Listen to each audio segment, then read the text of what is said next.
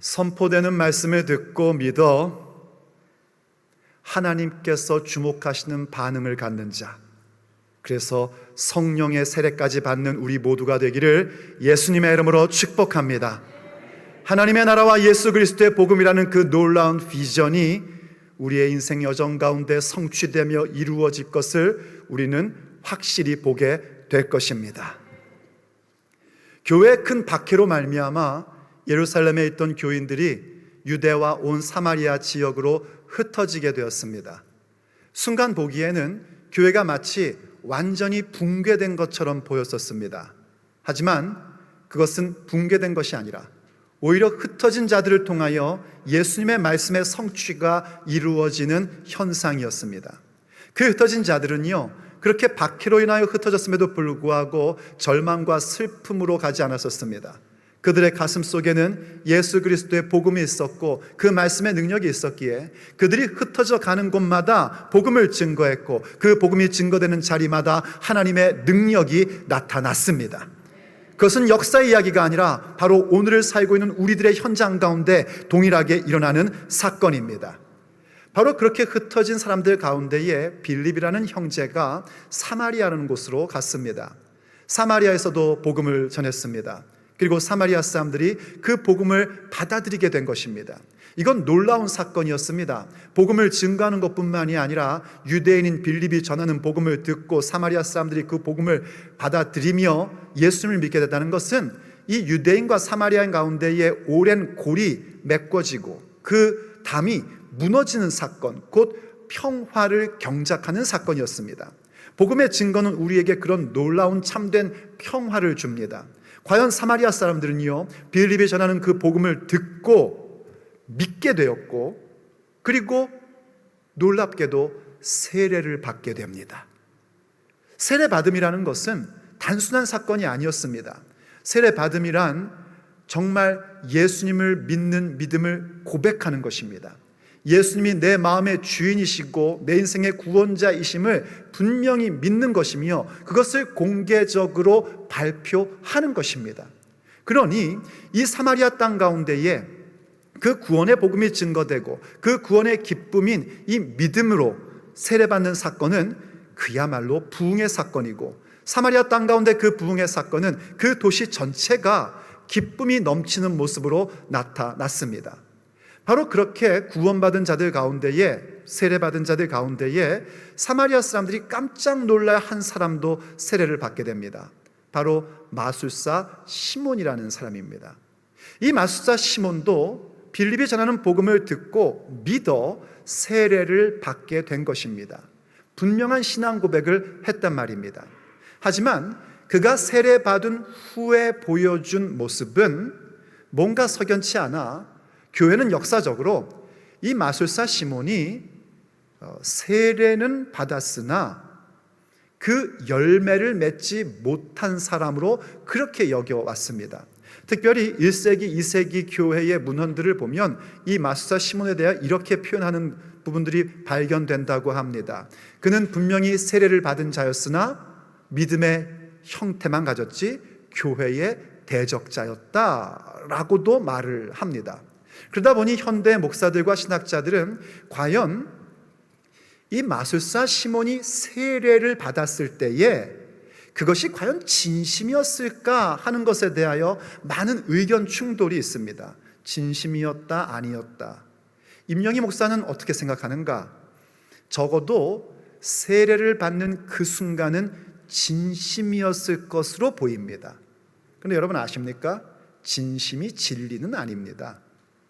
세례받는 그 순간만큼은 진심이었을 가능성이 매우 높습니다. 하지만 세례받은 이후의 그의 모습, 우리가 나중에 살펴보겠지만은요, 그 모습은 전혀 오늘을 사는 우리들이 본받아야 할 이정표가 아닙니다.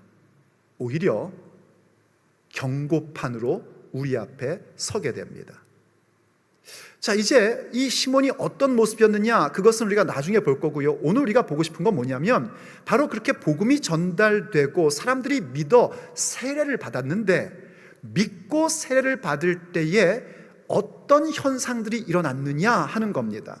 다시 말해, 그들에게 선포되는 복음의 말씀 앞에 그들은 어떤 반응을 가졌는가에 대한 부분이고, 하나님께서는 오늘 그 부분을 통하여 오늘도 하나님의 말씀을 듣고 있는 우리들이 그 말씀 앞에, 복음의 말씀 앞에 어떤 반응을 가져야 하는지에 대한 그 메시지를 주고 계십니다.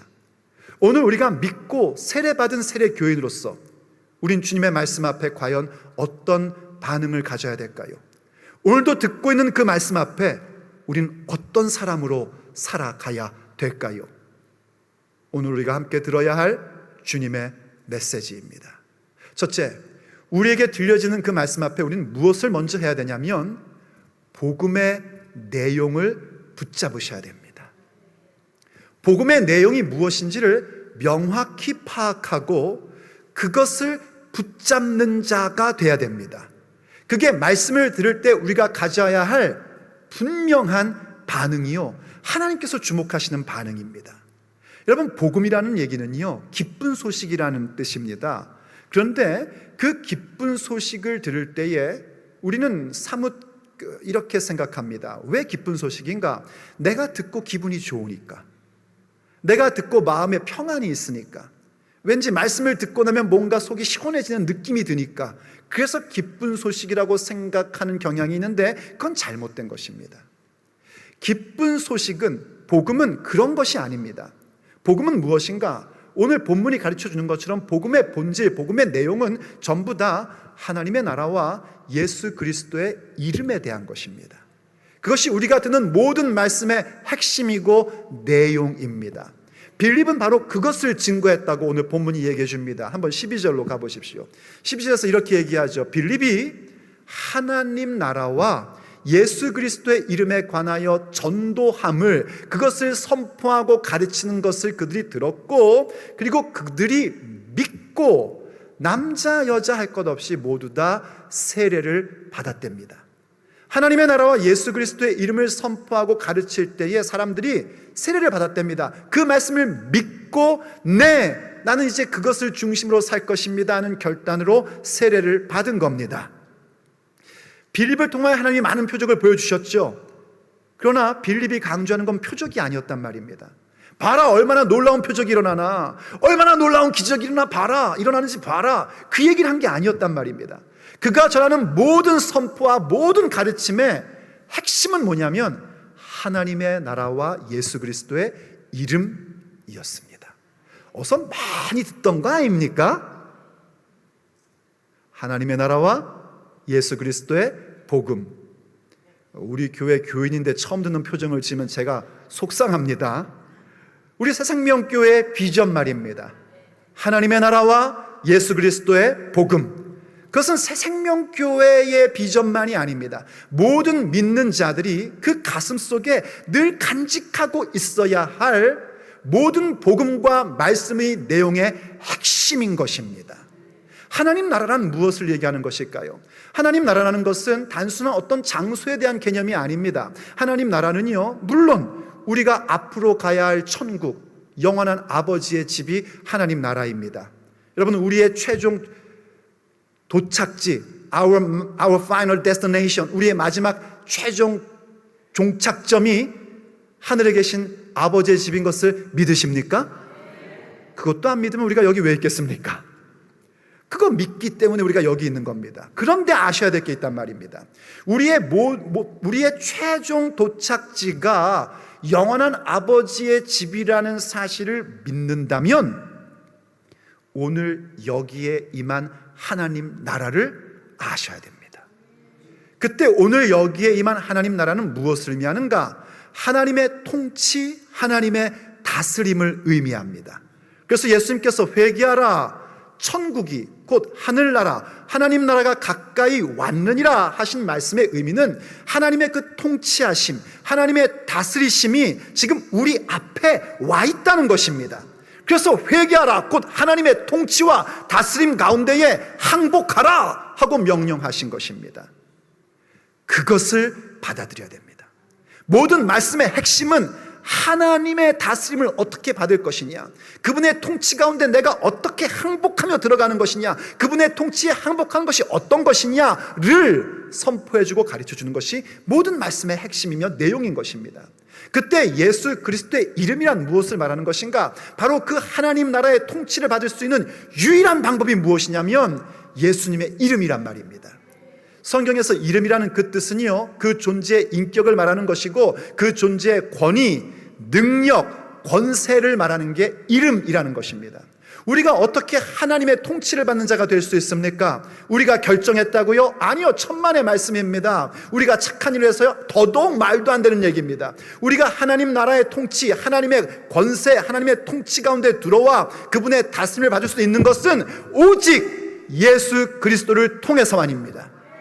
그분의 이름, 그분의 보혈, 그분의 십자가, 그분의 권세, 그분의 권위, 그분의 능력으로 말미암아 우리가 하나님의 통치 아래 들어오게 되었고 그렇게 하나님의 자녀가 된 것입니다.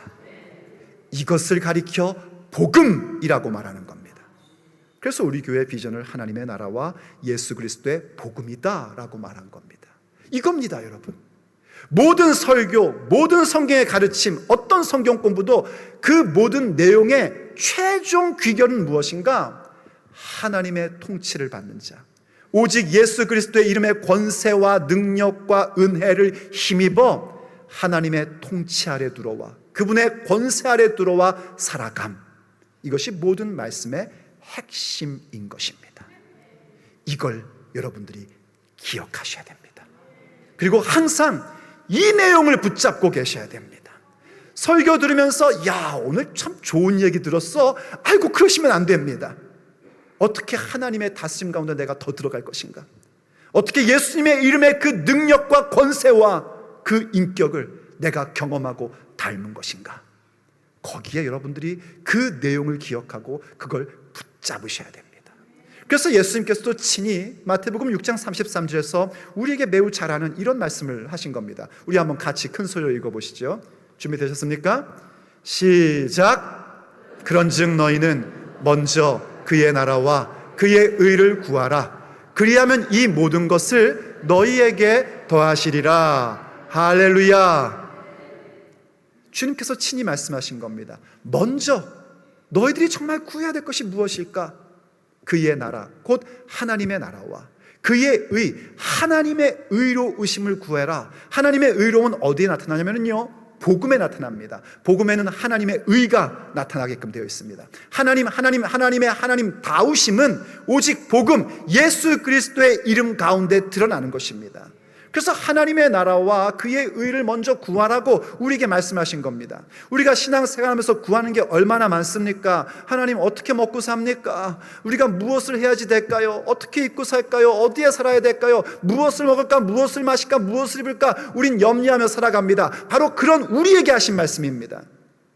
우리의 하늘 아버지는 우리들에게 그 모든 것이 있어야 할 것을 아시는 하나님이십니다. 그래서 우리에게 말씀하시는 거예요. 우리 하나님 아버지께서 내가 필요한 것이 무엇인지를 아시는 분이라는 것을 믿을진데, 그렇다면 그 무엇보다 먼저 하나님의 나라와 예수 그리스도의 복음, 그분의 의를 구하는 자 되라 하고 말씀하신 겁니다. 이게 바로 복음의 내용, 우리가 늘 붙잡아야 할 부분입니다. 이러한 복음의 내용을 붙잡으면요, 우리에게는 항상 복음의 결과가 나타나게 되어 있습니다. 그래서 그 복음의 내용을 내가 붙잡고 있나 그렇지 않나를 어디에서 우리가 점검하게 되냐면 복음의 결과가 내게 있는지 없는지를 보며 알게 됩니다. 그래서 두 번째, 우리가 예수님을 믿는 자로서 그 말씀 앞에 어떤 반응을 보여야 되는가? 복음의 결과를 살피는 자가 되어야 됩니다. 복음의 결과가 나에게 있는지 그걸 살펴볼 줄 아는 그 반응을 하나님 앞에 가져야 됩니다. 복음의 결과가 뭘까요? 그 복음의 내용을 알고 그 복음의 내용을 붙잡으면요, 아시다시피 우리의 삶 가운데 그 누구도 빼앗을 수 없는 기쁨과 평강이 넘치게끔 됩니다. 근데 여러분, 우리가 자주 놓치는 결과가 있습니다. 그 기쁨과 평강은요, 우리가 복음의 내용을 알고 그것을 붙잡는 순간 바로 오는 것만은 아닙니다. 거기엔 반드시 한 가지 우리가 꼭 기억해야 되지만 늘 간과하려고 하는 복음의 결과가 있습니다. 그것은 무너짐입니다. 무너짐. 나의 왕국, 나를 하나님으로 만들려고 하는 그 모든 의도들이 무너져 버리는 것입니다. 복음의 내용을 확실히 알고 그것을 붙잡으면 반드시 복음의 결과로 나의 왕국, 나를 신격화하는 것이 무너지게끔 되어 있습니다. 그게 있어야 됩니다. 그것이 하나님이 원하시는 세례받은 자가 말씀을 들을 때 가져야 할 반응입니다. 어떤 모습인지 한번 오늘 본문 9절과 10절을 보십시오. 그 사마리아 성에 시몬이라는 사람이 전부터 있었는데 마술을 행하여 사마리아 백성을 놀라게 하며 자칭 큰 자라 하니 낮은 사람부터 높은 사람까지 다 따르며 이르되 이 사람은 크다 일컫는 하나님의 능력이다 했답니다. 그 사마리아 성에 유명한 사람이 한 명 있었는데 시몬이라는 마술사였답니다. 오늘날로 말하자면요, 여러분 셀럽이라는 단어 아십니까? 요즘 젊은이들이 쓰는 표현이랍니다. 셀럽, 인플루언서. 셀럽이란 건 뭐냐면 사람들이 많이 주목하여 영향력을 끼치는 사람을 셀럽이라고 그런답니다. 말하자면 이 시몬은요, 그 지역의 셀럽 같은 사람이었습니다. 무엇으로 유명했는가? 이 마술이라는 걸 행함으로써 작은 자로부터 큰 자까지, 이때 이 작은 자, 큰 자는 어린아이들과 어른을 얘기하는 게 아닙니다. 그 지역에 영향력 있는 큰 자, 혹은 아무도 주목하지 않는 작은 자, 할 것 없이 전부 다 이 사람을 주목했다는 겁니다. 이가 행했던 매직, 그 마술이라는 것은 오늘날의 흥미를 위한 그 엔터테인먼트 트릭, 뭐라 그럽니까? 그 마술 쇼를 얘기하는 게 아닙니다. 성경에 나오는 이 마술이라는 단어는 상당히 그 레인지, 그 스펙트럼이 굉장히 큽니다. 범위가 넓어요.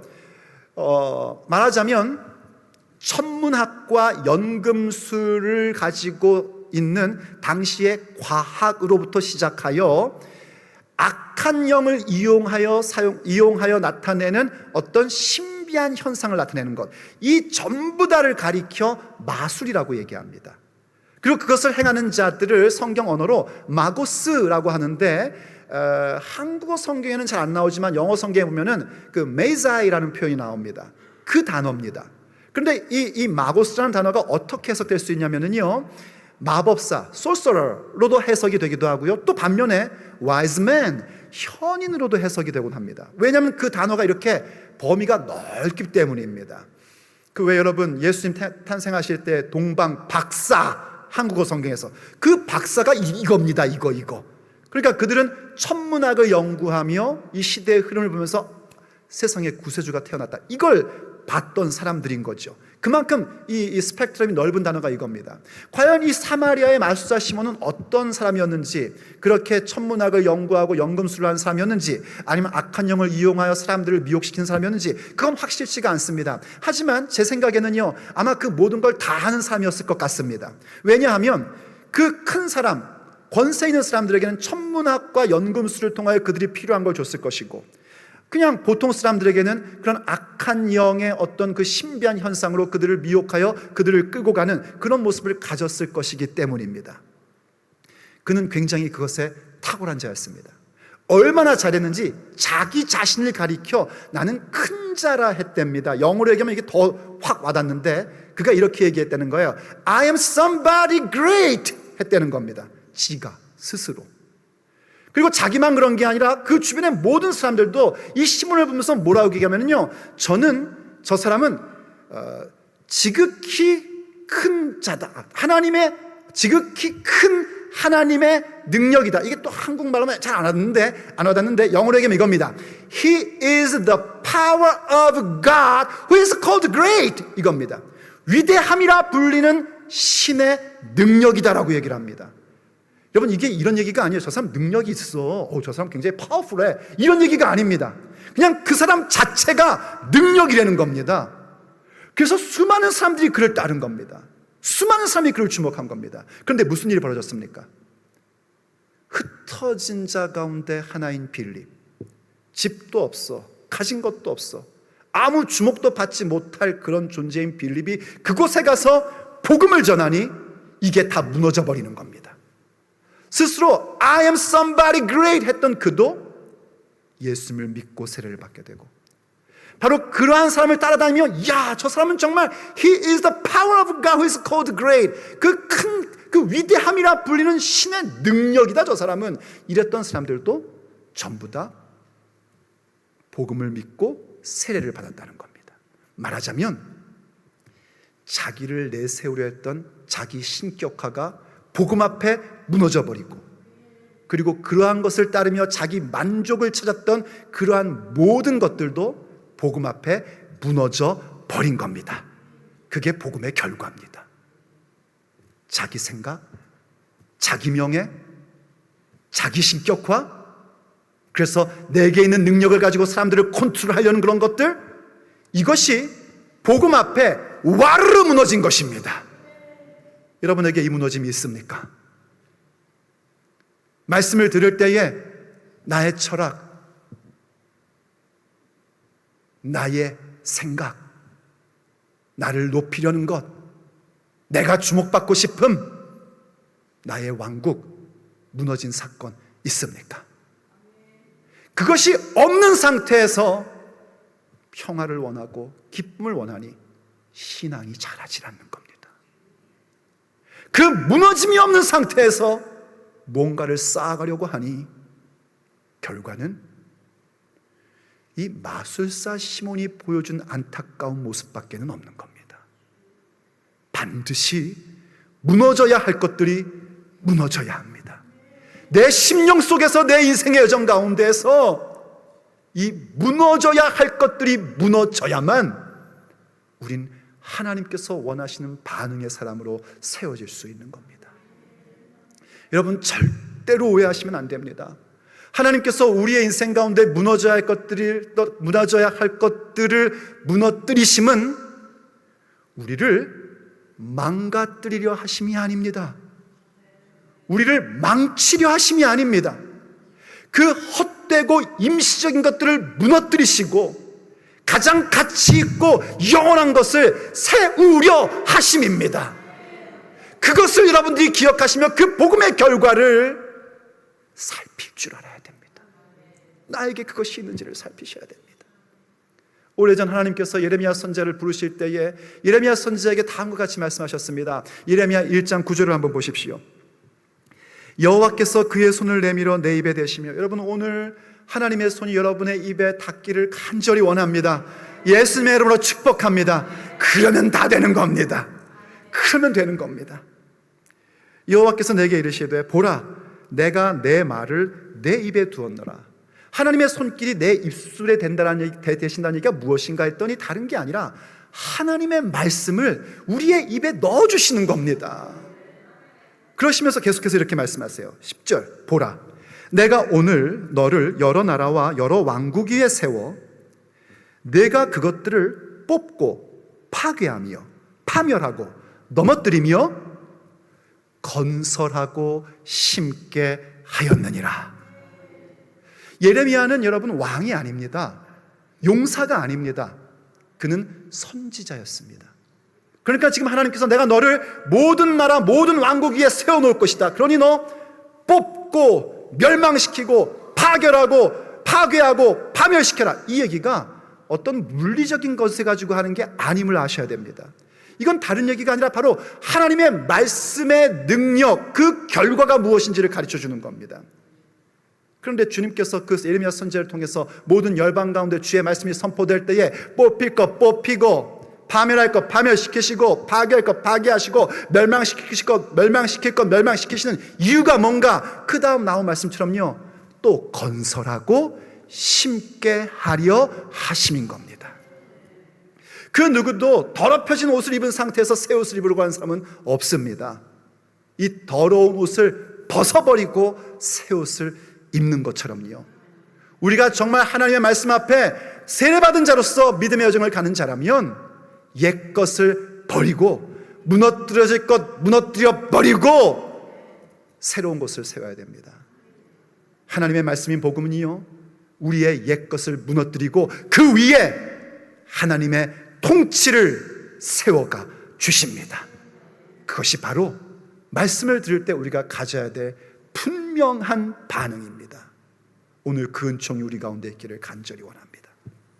그럴 때에 우린 비로소 이제 우리의 인생의 방향이 어디인지를 확실히 알게 되는 겁니다. 비로소 내가 어디를 향하여 가야 될지, 오늘 나의 삶의 자리에서 무엇을 선택할지가 분명해져서 이제 말씀을 받은 자의 반응 세 번째, 복음의 방향을 늘 점검하는 사람으로 세워지게 됩니다. 그것이 하나님께서 우리에게 원하시는 반응입니다. 생각해 보십시오. 복음의 내용을 우리가 확실히 알고 그것을 붙잡을 때마다 그 복음은 우리의 인생 가운데 무너져야 될 것들을 무너뜨려 버리십니다. 그리고 하나님의 놀라운 통치하심을 내 인생 가운데 건설하시고 심어주신단 말입니다. 그러다 보니 우리의 마음에 어느새 어떤 마음이 생기는 거 아니, 내가 어디로 가야 될지, 어떤 인생을 살아야 될지가 확실해집니다. 이전에 관심 갖고 이전에 주목하고 따르던 것들을 전부 다 끊어버리고 이젠 오직 내가 정말 관심 가져야 될 것, 내가 정말 주목해야 될 것, 내가 정말 따라야 할 것들을 따르게 됩니다. 내가 바로 그렇게 가고 있는지를 늘 점검하는 것이 말씀을 듣고 있는 우리들의 반응이어야 한단 말입니다. 한번 본문 11절로 돌아가 보십시오. 이렇게 말씀해 주고 있습니다. 오랫동안 사마리아 사람들이 이 시몬의 마술에 놀랐으므로 그들이 따랐답니다. 놀라서 그들이 따랐어요. 그랬더니 어떤 현상이 벌어졌습니까? 빌립이 와서 하나님 나라와 및 예수 그리스도의 이름에 관하여 전도하니 그들이 그 전도한 소리를 듣고 믿어지게 되었고 남녀가 다 세례를 받은 겁니다. 어디 그들뿐입니까? 시몬 본인도 믿고 세례를 받은 후에 전심으로 빌립을 따라다니며 그 나타나는 표적과 큰 능력을 보고 놀랐답니다. 여러분, 오늘 본문에서 이 따랐다라는 단어는요, 어떤 의미냐면 집중하다, 관심을 두다, 이런 얘기입니다. 그래서 영어 성경 가지고 계신 분들은 아시지만 paid attention to라고 그렇게 번역하고 있습니다. 집중하고 관심을 갖는 것이 따르는 겁니다. 여러분이 요새 뭘 집중하십니까? 뭐에 관심이 있습니까? 그러면 여러분들은 거기에 따라가게끔 되어 있습니다. 그들은 이 시몬의 마술을 보면서 너무나 놀라웠기 때문에 거기에 늘 관심을 가졌고 거기에 집중했고 그리고 그 가르침을 따랐었던 겁니다. 그런데 지금 그들에게 시몬의 마술과는 비교할 수 없는 참된 진리가 선포되었고 복음의 능력이 나타난 거예요. 그래서 이제는 그 따르는 것을 전부 다 끊어버리고 믿어 세례를 받아 예수님에게 관심 갖고 하나님의 나라에 집중하고 그렇게 함으로 인생의 방향을 바꾸어 버린 것입니다. 따르는 것이 달라진 거예요. 시몬도 그랬단 말입니다. 마술사 시몬도 그렇게 했단 말이에요. 물론 마술사 시몬에게는 좀 아쉬워 보이는 것이 있습니다. 오늘 본문 보니까 뭐라 그래요? 전심으로 빌립을 따랐답니다. 아이, 그럼 그렇지. 예수님을 따라야지. 왜 사람을 따라가지고. 그럼요, 아멘입니다. 그렇지만 여러분, 또 동시에 우리가 알아야 되는 건 뭐냐면요, 처음 예수님 믿는 사람이 말씀 전하는 자를 집중하고 그에게 관심 갖고 그를 따르려고 하는 것은 굉장히 자연스러운 현상입니다. 오히려 그건 겸손한 모습이고 하나님의 말씀 진리에 대한 배고픔을 갖고 있는 모습이기도 한 것입니다. 그 사람을 예수님의 제자 되게 하고 예수님 집중하게 하는 것은 말씀 사역자, 지금 말씀을 가르치는 자가 가져야 될 모습입니다. 자꾸 자기 제자 만들려고 하고 그러면 안 됩니다. 예수님 제자 되게끔 그렇게 인도해야 될 책임은 말씀 전하고 가르치는 자에게 있는 것입니다. 시몬의 아쉬운 부분은 그게 아닙니다. 시몬의 아쉬운 부분은 어디 있는가? 전에 자기가 그 마술을 행함으로 사람들이 놀람으로 자기를 따랐던 것처럼 지금 시몬은 빌립을 따를 때 무엇을 가지고 따르는가? 하나님께서 주신 그 복음으로 말미암아 그 복음의 확정을 위하여 주신 표적을 보면서 그 신비한 현상들을 보며 놀라고 따랐다는 겁니다. 물론 하나님이 주시는 표적과 기사를 보면 놀란 것도 크게 잘못된 것 아닙니다. 여러분 안 놀라십니까? 오늘도 우리 가운데 하나님의 기적이 있길 원합니다. 표적이 있길 원합니다. 원하시는 분만 일어나기를 예수님의 이름으로 축복합니다. 여러분은 별로 그것이 필요 없는 것 같은데 저는 필요합니다. 저는 하나님의 표적과 기사가 늘 필요하고 날마다 그분의 기적이 있어야 되는 사람입니다. 저는 주님 맨날마다 저에게 기적을 주십시오. 저들이 싫어한다면 저들에게 주려고 했던 것도 저한테 다 주십시오. 우린 다 그걸 원합니다. 그리고 실제로 그렇게 기적이 일어나면, 하나님의 응답이 임하면 우린 깜짝 놀랍니다. 우와, 진짜네. 그러니 놀란 것도 문제가 아닙니다. 이 시몬의 문제는 뭐냐면 거기에서 멈춰버렸다는 겁니다. 예수님의 이름으로, 복음의 능력으로, 말씀의 능력으로 일어나고 있는 그 모든 표적들에게 함몰되어 그 표적이 가리키는 바를 보지 못한 것, 그것이 시몬의 비극이었습니다. 우리의 인생에서도 마찬가지입니다. 복음에는요, 하나님의 능력이 나타납니다. 기적이 일어납니다. 기도의 응답이 나타납니다. 우리의 마음의 소원 가운데 주님의 거룩한 응답을 주십니다. 그런데 하나님의 능력은 그렇게 표적과 기사를 주시는 것만이 아닙니다. 때로는 하나님의 능력이 우리를 어느 자리까지 가게 만들어주는가? 순교의 길도 기꺼이 가게끔 만들어주십니다. 하나님의 능력은 박해 가운데 흩어져도 복음을 전할 수 있는 사람들로 우리를 만들어줍니다. 그러니 하나님의 능력이라는 것은 단순히 기적이 일어나고 표적이 일어나는 그 사건 자체가 아니라, 하나님의 능력이라 함은 우리의 삶이 변화되는 것입니다. 능력은 변화입니다.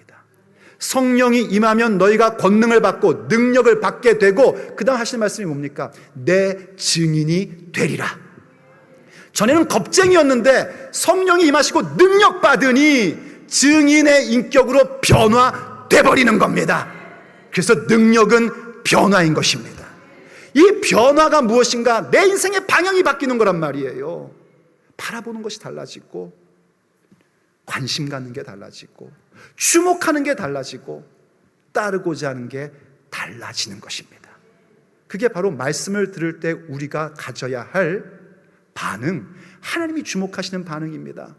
그럴 때 우리는 이런 신앙의 고백을 주님 앞에 드릴 수 있는 자가 됩니다. 갈라디아서 2장 20절 말씀입니다. 우리 같이 한번 읽어보시죠. 시작. 내가 그리스도와 함께 십자가에 못 박혔나니 그런즉 이제는 내가 사는 것이 아니요 오직 내 안에 그리스도께서 사시는 것이라. 이제 내가 육체 가운데 사는 것은 나를 사랑하사 나를 위하여 자기 자신을 버리신 하나님의 아들을 믿는 믿음 안에서 사는 것이라. 아멘.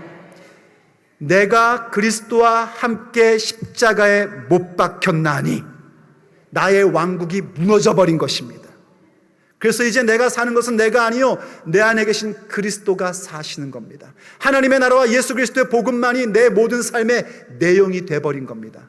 그래서 내가 오늘 육체 가운데 사는 것은요, 나를 위해 살아가는 것이 아니라 나를 사랑하시고 나를 위하여 죽으신 그리스도를 위하여 사는 삶의 방향이 그렇게 완전히 바뀌게 된 것입니다. 그것이 바로 믿고 세례받은 자들이 주님의 말씀 앞에 가져야 될 반응, 하나님께서 기뻐하시는 반응입니다. 사랑하는 여러분, 오늘도 우리는 하나님 말씀을 들었습니다. 들으며 그렇게 얘기하죠. 은혜 받았습니다. 참 좋았습니다. 그런데 거기서 끝난다면 그건 비극입니다. 하나님의 말씀, 내게 들려진 그 말씀 앞에 하나님께서 원하시는 반응을 가지셔야 됩니다.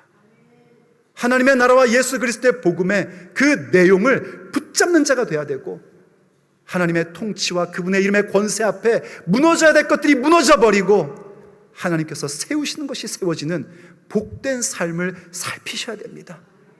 그리고 나의 인생의 방향이 이제 내가 사는 것은 나를 위한 것이 아니라 나를 사랑하시고 나를 위해 죽으신 예수 그리스도를 위한 것이다. 내 삶의 방향이 그 길로 가고 있음을 점검하셔야 됩니다. 그것이 바로 세례교인이 말씀을 들을 때마다 하나님 앞에 가져야 될 반응, 참된 믿음입니다.